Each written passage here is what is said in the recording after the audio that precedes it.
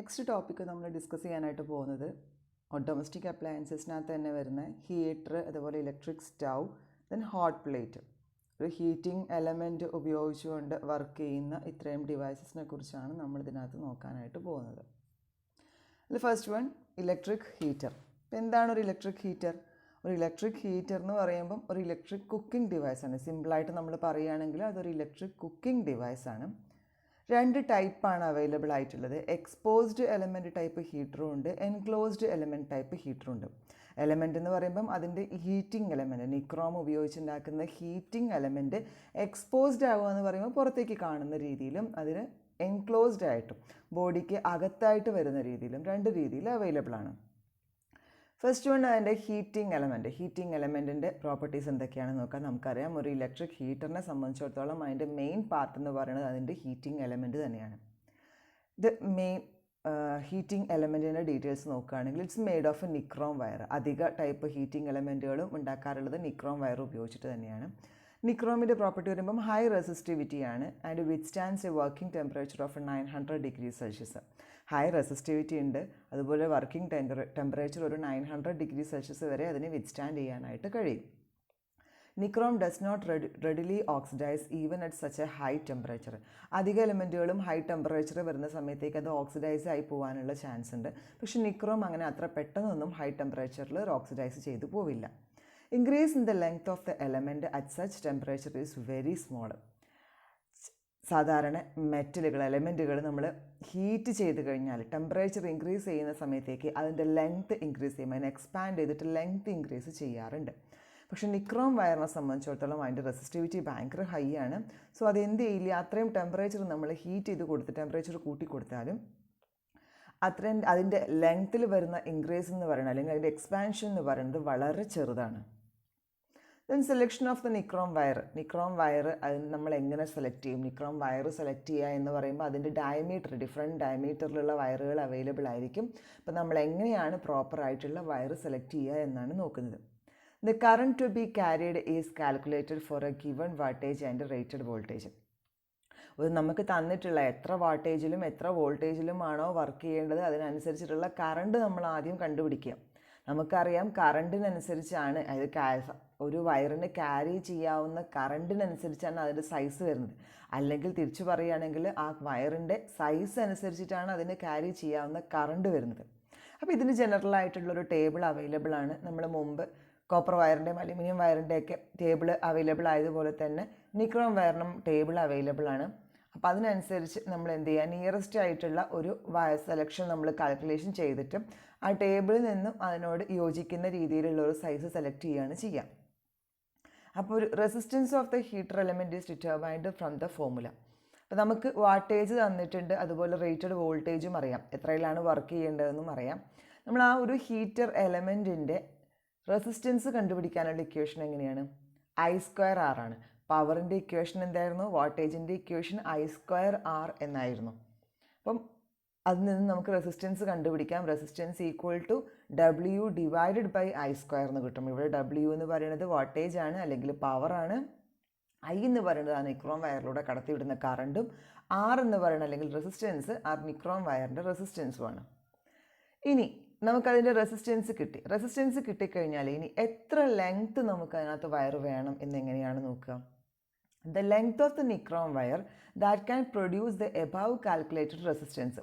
മേലെ പറഞ്ഞ് നമുക്ക് കാൽക്കുലേറ്റ് ചെയ്ത് കിട്ടിയ റെസിസ്റ്റൻസ് കിട്ടണം എന്നുണ്ടെങ്കിൽ എത്ര ലെങ്ത്തിലുള്ള നിക്രോം വയർ നമ്മൾ യൂസ് ചെയ്യണം എന്നാണ്. അപ്പോൾ അതിനനുസരിച്ച് എന്ത് ചെയ്യുക, നമ്മൾ പറയുന്ന ടേബിൾ നോക്കുക. ആ ടേബിൾ നോക്കിയിട്ട് അതിന് പ്രോപ്പറായിട്ടുള്ള ലെങ്ത്ത് നമ്മൾ സെലക്ട് ചെയ്യുക. അതായത് ആ ടേബിളിൽ നിന്ന് നമ്മൾ ഡാറ്റ, റെസിസ്റ്റൻസിൻ്റെ ഡാറ്റ നമുക്ക് പെർ മീറ്റർ ലെങ്ത്ത് എത്ര റെസിസ്റ്റൻസ് ആണെന്ന് ആ ടേബിളിൽ കൊടുത്തിട്ടുണ്ടാവും. അപ്പോൾ അതിനനുസരിച്ച് നമ്മൾ മൊത്തം റെസിസ്റ്റൻസ്, എത്ര റെസിസ്റ്റൻസ് ആണ് നമുക്ക് വേണ്ടത് എന്ന് കിട്ടിക്കഴിഞ്ഞാൽ പെർ മീറ്റർ ലെങ്ത്തിലുള്ള റെസിസ്റ്റൻസിനെ ആ ടോട്ടൽ റെസിസ്റ്റൻസിനോട് കൂടി ഡിവൈഡ് ചെയ്ത് കഴിഞ്ഞാൽ നമുക്ക് അതിൻ്റെ ലെങ്ത്ത് എത്രയാണെന്ന് കിട്ടും. അപ്പോൾ അതിൻ്റെ ലെങ്ത്ത് എങ്ങനെ നമ്മൾ കാൽക്കുലേറ്റ് ചെയ്യുക?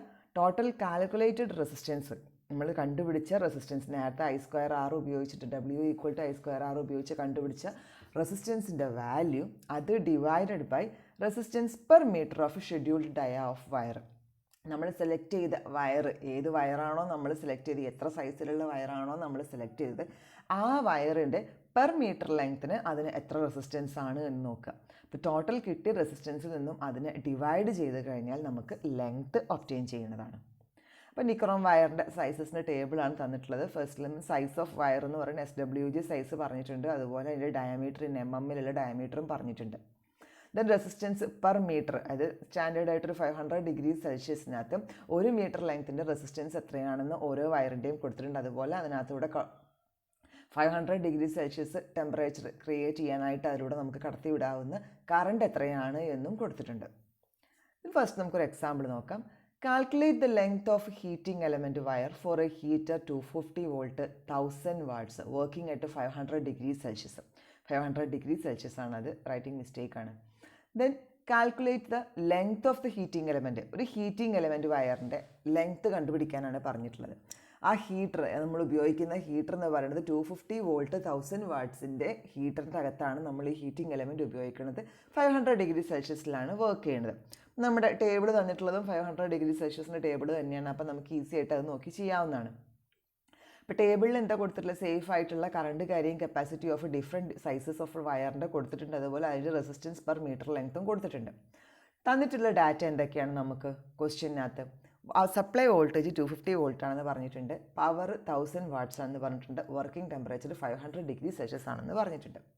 അതുപയോഗിച്ച് നമുക്ക് ഈ കാൽക്കുലേഷൻ ചെയ്യാം. ഇനി എന്ത് ചെയ്യണം? നമ്മൾ ആദ്യം പവർ അറിയാം, നമ്മൾ അതിൽ നിന്നും കറണ്ട് കണ്ടുപിടിക്കണം. പവറിൽ നിന്നും നമ്മൾ എങ്ങനെ കറണ്ട് കണ്ടുപിടിക്കും? നമുക്കറിയാം P = പവർ കണ്ടുപിടിക്കാനുള്ള 3 ഇക്വേഷൻസ് ഉണ്ട്. അതായത് 1 വോൾട്ടേജ് ഇൻറ്റു കറണ്ട് ചെയ്ത് കഴിഞ്ഞാൽ നമുക്ക് പവർ കിട്ടും.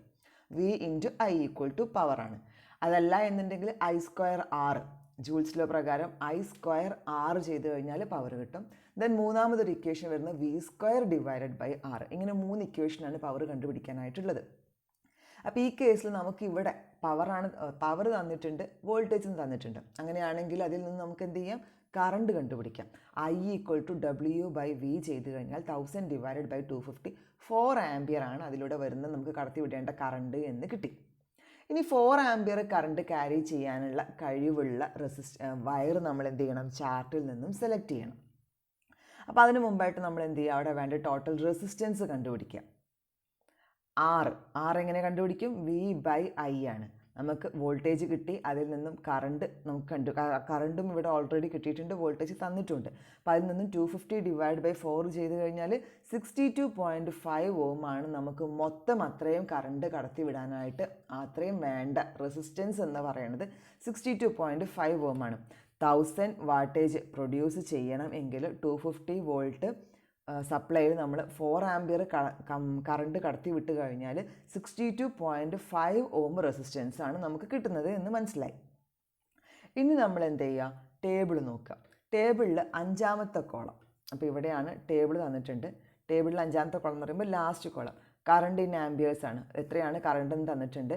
അപ്പോൾ അതിനനുസരിച്ചിട്ട് from the current of the above 4 ampere current കടത്തി വിടാനായിട്ട് നമുക്ക് ഏതാണ് വയർ വേണ്ടത്? ഫിഗറിൽ തന്നിട്ടുണ്ട് 4 ആംപിയർ വയറാണ്. 4 ആംപിയർ കറണ്ടാണ് നമുക്ക് കടത്തി വിടേണ്ടത്. കറണ്ട് 4 ആംപിയർ ആണ് എന്നുണ്ടെങ്കിൽ എത്ര വേണ്ടി വരും? അതിനകത്ത് 24 SWGൻ്റെ വയറാണ് നമുക്ക് യൂസ് ചെയ്യേണ്ടത്. 4ാമത്തേത് 24, അതായത് 4.45 കറണ്ട് കടത്തിവിടണം. നമുക്ക് 4 ആംപിയർ ആണ് കിട്ടിയിട്ടുണ്ടായിരുന്നത്. 4.45 എന്ന് പറയുമ്പം 4 ആംപിയറിനേക്കാളും കൂടുതൽ വരുന്നുണ്ട്. സോ അത് സേഫാണ്.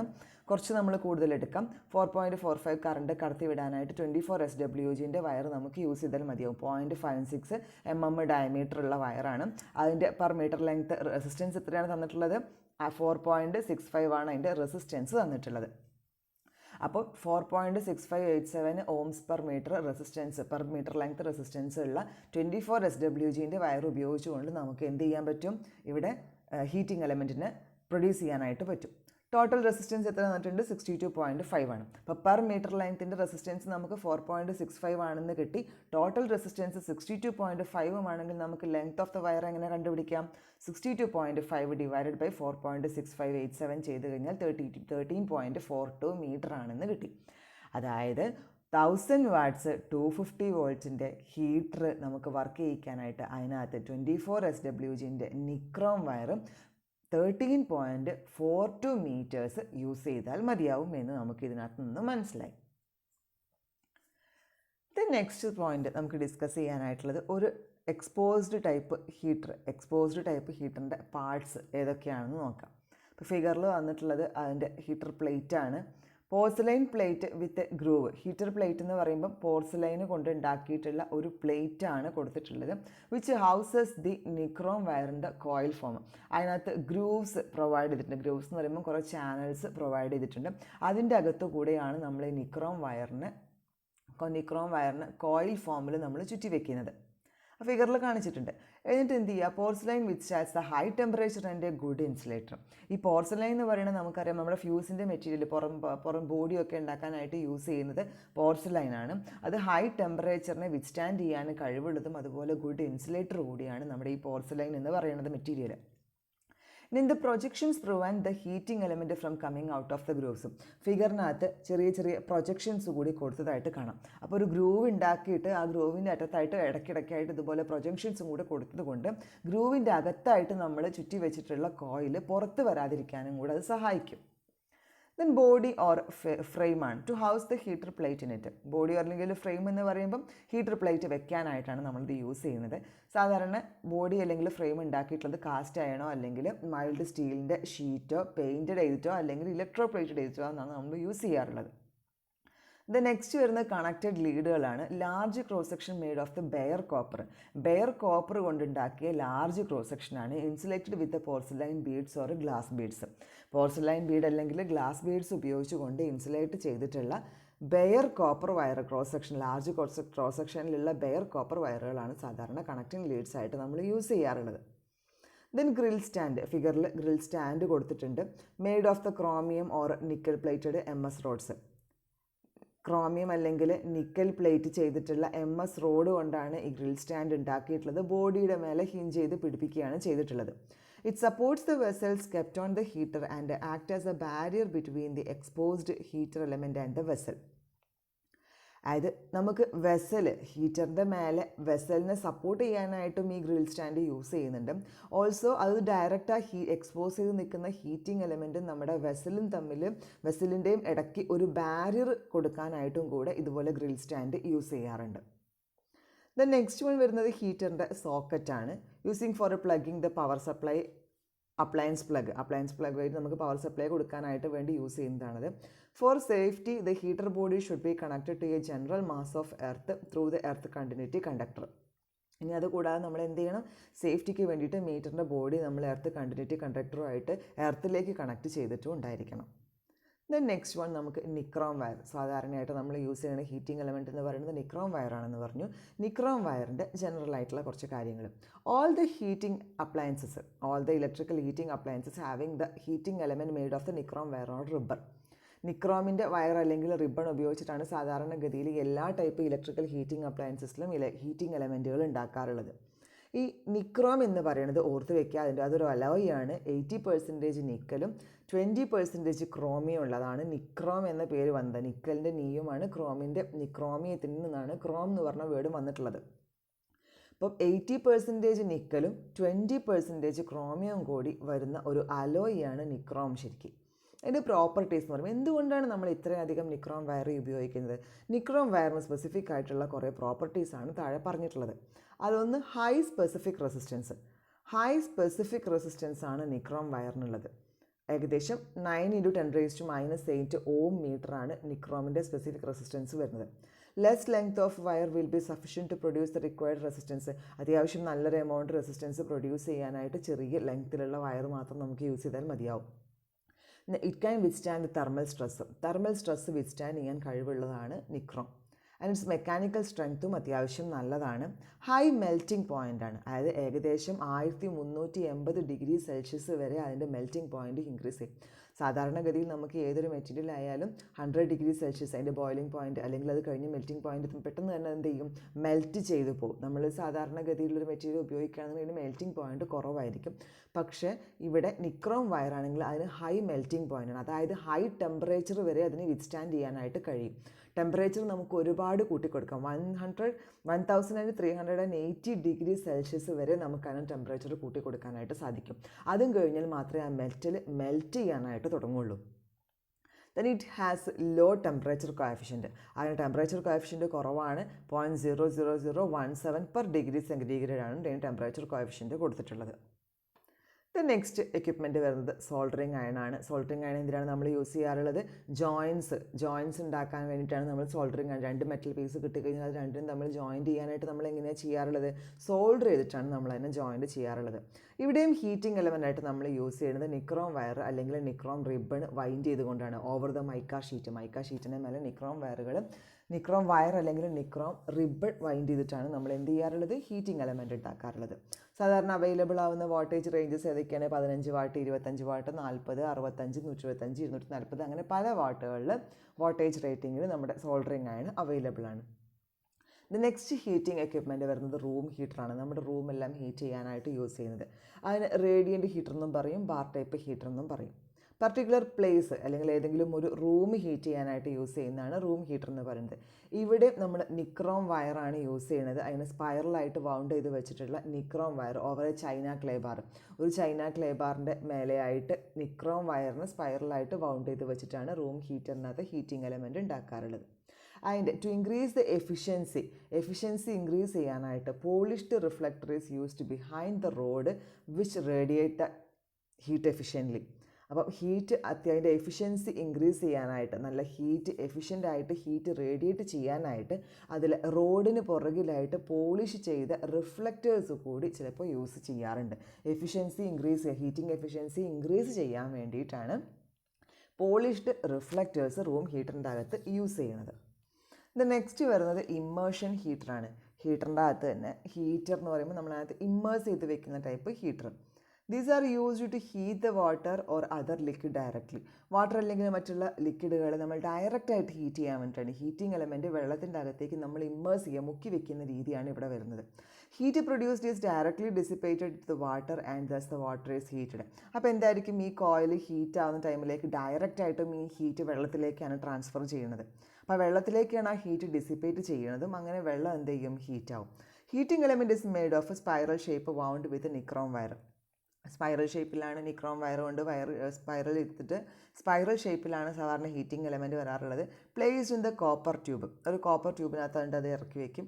ആൻഡ് ഇൻസുലേറ്റഡ് ഫ്രം ദി വാൾസിൽ നിന്നും ഇൻസുലേറ്റ് ചെയ്യുന്ന രീതിയിലാണ് വരാറുള്ളത്. By means of insulated and fire proof powder or sand all around. Fire proof പൗഡറോ അല്ലെങ്കിൽ സാൻഡോ ഉപയോഗിച്ചിട്ട് ഇൻസുലേറ്റ് ചെയ്ത രീതിയിലാണ് അത് വരാറുള്ളത്. വാളിൽ നിന്നും ഇൻസുലേറ്റ് ചെയ്ത് വെക്കണം. Immersion heater consist of. ഇമ്മേർഷൻ ഹീറ്ററിൽ എന്തൊക്കെയാണുള്ളത്? ഒരു മെറ്റൽ ട്യൂബ് ഉണ്ട് കണ്ടെയ്നിങ് ദ ഹീറ്റിംഗ് എലമെൻറ്റ്. ഒരു ഹീറ്റിംഗ് എലമെൻറ്റിൻ്റെ മെറ്റൽ ട്യൂബിൻ്റെ അകത്തായിട്ട്, കോപ്പറാണ് മെറ്റൽ ട്യൂബ് വരുന്നത്, കോപ്പർ ട്യൂബിൻ്റെ അകത്തായിട്ടാണ് ഹീറ്റിംഗ് എലമെൻറ്റ് വെച്ചിട്ടുള്ളത്. അതുപോലെ terminal housing make of bakelite കൊണ്ടുള്ള ടെർമിനൽ ഹൗസിംഗ് ആണ് പ്രൊവൈഡ് ചെയ്തിട്ടുള്ളത്. അതിൻ്റെ 2 ടെർമിനൽസിന് ബാക്ക് ലൈറ്റിൻ്റെ ഹൗസിങ്ങിലാണ് വെച്ചിട്ടുള്ളത്. അതുപോലെ 3 ഫ്ലെക്സിബിൾ കോഡ് വരാറുണ്ട്. ദെൻ വാട്ടർ ലെവൽ ഇൻഡിക്കേറ്റർ ഉണ്ടാവാറുണ്ട്, ഒരു 3-pin പ്ലഗും. ഇത്രയും സംഭവങ്ങളാണ് ഒരു ഇമ്മേർഷൻ ടൈപ്പ് വാട്ടർ ഹീറ്ററിൻ്റെ അകത്ത് വരാറുള്ളത്. And the precautions in the use of immersion water heater. ഒരു ഇമ്മേർഷൻ വാട്ടർ ഹീറ്റർ നമ്മൾ യൂസ് ചെയ്യുന്ന സമയത്തേക്ക് നമ്മൾ നോർമലായിട്ട് എടുക്കേണ്ട പ്രിക്കോഷൻസ് എന്തൊക്കെയാണ്? Immersion water heater should be dipped up to the indicated level. അതിനകത്തൊരു ഇൻഡിക്കേറ്റഡ് ലെവൽ കാണിച്ചിട്ടുണ്ടാവും എന്ന് പറഞ്ഞു. ആ ലെവൽ വരെ മാത്രമേ നമ്മൾ എന്ത് ചെയ്യാൻ പറ്റുള്ളൂ? ഇമ്മേർഷൻ ഹീറ്ററിന് നമ്മൾ ഡിപ്പ് ചെയ്ത് വെക്കാനായിട്ട് പാടുള്ളൂ. In no case should water enter the terminal housing. ഒരു കാരണവശാലും ടെർമിനൽ ഹൗസിങ്ങിൻ്റെ അകത്തേക്ക് നമ്മൾ ബാക്ക് ലൈറ്റ് കൊണ്ടാണ് ടെർമിനൽ ഹൗസിംഗ് ഉണ്ടാക്കിയിട്ടില്ല എന്ന് പറഞ്ഞു. ടെർമിനൽ ഹൗസിങ്ങിൻ്റെ അകത്തേക്ക് ഒരു കാരണവശാലും വെള്ളം കയറാനായിട്ട് പാടില്ല.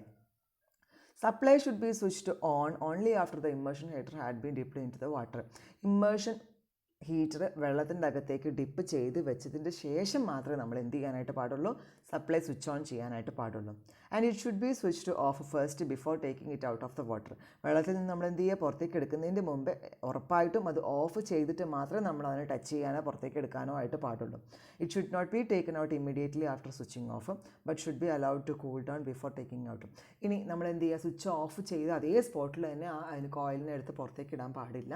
കുറച്ച് അതിന് തണുക്കാനായിട്ട് കുറച്ച് സമയം കൊടുത്തിട്ട് മാത്രമേ എന്ത് ചെയ്യാനായിട്ട് പാടുള്ളൂ? അതിനെ നമ്മൾ പുറത്തേക്ക് എടുക്കാനായിട്ട് പാടുള്ളൂ. ദെൻ ഇമ്മേർഷൻ ഹീറ്ററിൻ്റെ ടെസ്റ്റിംഗ് ആണ് വരുന്നത്. Make use the test lamp. നമ്മൾ ടെസ്റ്റ് ലാമ്പ് ഉപയോഗിച്ചിട്ടുള്ള ടെസ്റ്റിംഗ് ആണ് ഇവിടെ ചെയ്യാറുള്ളത്. Connect the 2 ends of the testing leads to the terminals of the plug top. Plug ടോപ്പിൻ്റെ 2 ടെർമിനലിലേക്ക് നമ്മൾ എന്ത് ചെയ്യുക, ടെസ്റ്റിംഗ് ലീഡ്സ് 2 എൻഡും കണക്ട് ചെയ്ത് വെക്കുക. If the lamp does not glow, ഇനി ലാമ്പ് ഗ്ലോ ചെയ്യുന്നില്ല എന്നുണ്ടെങ്കിൽ അതിൻ്റെ അർത്ഥം എന്താണ്, അവിടെ എവിടെയോ ഓപ്പൺ സർക്യൂട്ട് വന്നിട്ടുണ്ട്, സർക്യൂട്ട് ക്ലോസ്ഡ് അല്ല. അതായത് ഒന്നുകിൽ എലമെൻറ്റിലോ അല്ലെങ്കിൽ എലമെൻറ്റിൽ ബ്രേക്കേജ് വന്നിട്ടുണ്ടാകും. Disconnection of the wire ends at the terminals of water ഹീറ്ററിൻ്റെ ടെർമിനൽസിൽ എവിടെയെങ്കിലും വയറിൽ ഡിസ്കണക്ഷൻ വന്നിട്ടുണ്ടായിരിക്കും. Or at the terminals of the plug ടോപ്പിൽ എവിടെയെങ്കിലും പ്ലഗ് ടോപ്പിലെ ടെർമിനൽസിൽ എവിടെയെങ്കിലും ബ്രേക്കേജ് വന്നിട്ടുണ്ടാകും. Or there may breakage there in the കോഡിൽ ബ്രേക്കേജ് വന്നാലും ഇതുപോലെ ഓപ്പൺ സർക്യൂട്ടഡ് ആവും. നമ്മുടെ ഡസ്റ്റ് ലാമ്പ് ലൈറ്റ് ചെയ്യില്ല. If the lamp gives full light, ഇനി ലാമ്പ് ഫുൾ ലൈറ്റാണ് തരുന്നതെങ്കിലോ ഷോർട്ട് സർക്യൂട്ട് നടന്നിട്ടുണ്ടാവും. ഫുള്ളായിട്ട് കറണ്ട് ലാർജ് എമൗണ്ടിൽ പാസ് ചെയ്യുന്നുണ്ടാവും, അവിടെ ഷോർട്ട് സർക്യൂട്ട് നടന്നിട്ടുണ്ടാവും. Then wire ends at terminals are touching each other. എൻഡിലുള്ള 2 വയറുകൾ, അതായത് ടെർമിനൽസിൽ വരുന്ന 2 വയറുകൾ തമ്മിൽ ടച്ച് ചെയ്യുന്നുണ്ടായിരിക്കും. അങ്ങനെ അത് ഷോർട്ട് സർക്യൂട്ട് ആകുമ്പോഴാണ് ഫുൾ ബ്രൈറ്റിൽ ലാമ്പ് ലൈറ്റ് തരുന്നത്. Then lamp gives dim light ആണ് തരുന്നതെന്നുണ്ടെങ്കിൽ വാട്ടർ ഹീറ്റർ നോർമലായിട്ടാണ് വർക്ക് ചെയ്യുന്നത്, ഓർഡറായിട്ട് വർക്ക് ചെയ്യുന്നുണ്ട്, അത് ക്ലോസ്ഡ് സർക്യൂട്ടാണ് അവിടെ വരുന്നത് എന്ന് ഉറപ്പുവരുത്താം. Then for testing the earth fault, connect one end of the testing lead to the one terminal of plug top and another to the body of the water heater, അല്ലെങ്കിൽ metal part of the body. നമ്മൾ earth fault check ചെയ്യണമെങ്കിൽ എങ്ങനെയാണ് നോക്കുക, testing in ലീഡിൻ്റെ ഒരു end നമ്മൾ plug ടോപ്പിലേക്കും one terminal of the plug ടോപ്പിൻ്റെ 1 ടെർമിനലിലേക്കും കണക്ട് ചെയ്യാം, മറ്റേ എൻഡ് നമ്മൾ വാട്ടർ ഹീറ്ററിൻ്റെ മെറ്റൽ ബോഡിയിലേക്കും കണക്ട് ചെയ്ത് കൊടുക്കുക. അങ്ങനെ കൊടുത്തിട്ട് if the lamp gives light, അങ്ങനെ കൊടുക്കുന്ന സമയത്തേക്ക് ലാമ്പ് ലൈറ്റ് ചെയ്യുന്നുണ്ടെങ്കിൽ അത് അവിടെ ലാമ്പ് ലൈറ്റ് ചെയ്താൽ അതിൻ്റെ അർത്ഥം സർക്യൂട്ട് കംപ്ലീറ്റ് ആയി എന്നാണ്. സർക്യൂട്ട് കംപ്ലീറ്റ് ആയി എന്ന് പറയുമ്പോൾ ആ മെറ്റൽ ബോഡിയിലൂടെ കറണ്ട് പാസ് ചെയ്യുന്നുണ്ട് എന്നർത്ഥം. അതായത് അവിടെ എർത്ത് ഫോൾട്ട് സംഭവിച്ചിട്ടുണ്ട് എന്നാണ് അതിൻ്റെ അർത്ഥം. Some part of the element is touching the body of the water heater, അതിൻ്റെ ബോഡിയിലൂടെ കറണ്ട് പാസ് ചെയ്യുന്നുണ്ട്, ഏതോ ഒരു കണ്ടക്റ്റിംഗ് പാർട്ട് മെറ്റൽ ബോഡിയുമായിട്ട് ടച്ച് ചെയ്തിട്ടുണ്ട് എന്നാണ് അതിൻ്റെ അർത്ഥം. ദ നെക്സ്റ്റ് എക്യുപ്മെൻറ്റ് വരുന്നത് ഇലക്ട്രിക് സ്റ്റൗ ആണ്. ഇലക്ട്രിക് സ്റ്റൗ എന്തായിരുന്നു, heating appliances used for the കുക്കിങ്ങിന് വേണ്ടി നമ്മൾ യൂസ് ചെയ്യുന്ന ഡൊമസ്റ്റിക് ഹീറ്റിംഗ് അപ്ലയൻസസ് ആണ്. സാധാരണ വർക്ക് ചെയ്യാറുള്ള 240 വോൾട്ട് എ സിയിൽ സപ്ലൈ 240 വോൾട്ട് എ സി സപ്ലൈയിലാണ് നമ്മൾ സാധാരണ യൂസ് ചെയ്യാറുള്ളത്. Different models are available with power rating. പല പവർ റേറ്റിംഗിൽ അത് അവൈലബിൾ ആണ്. 750 വാട്ട് മുതൽ 1500 വാട്ടേജ് വരെ ഇലക്ട്രിക് സ്റ്റൗകൾ അവൈലബിൾ ആണ്. അതിൻ്റെ മെയിൻ പാർട്സ് എന്ന് പറയുമ്പോൾ ഹീറ്റിംഗ് എലമെൻ്റ് ഉണ്ട്, അതുപോലെ ഇൻസുലേറ്റർ ബേസ് വിത്ത് ഗ്രൂവ്സോട് കൂടിയിട്ടുള്ള ഇൻസുലേറ്റർ ബേസ് ഉണ്ട്, മെറ്റൽ ഫ്രെയിം ഉണ്ട്, പവർ കോഡ് ഉണ്ട്. Heating element is made of coiled nichrome wire. അതിൻ്റെ ഹീറ്റിംഗ് എലമെൻറ്റ് എന്തുകൊണ്ടാണ് ഉണ്ടാക്കിയിട്ടുള്ളത്, കോയിൽ ചെയ്തിട്ടുള്ള നിക്രോം വയർ കൊണ്ടാണ്. Insulator base is made of porcelain or fire proof china clay അല്ലെങ്കിൽ പോർസലൈൻ ഉപയോഗിച്ച് കൊണ്ടാണ് ഇൻസുലേറ്റർ ബേസ് ഉണ്ടാക്കിയിട്ടുള്ളത്.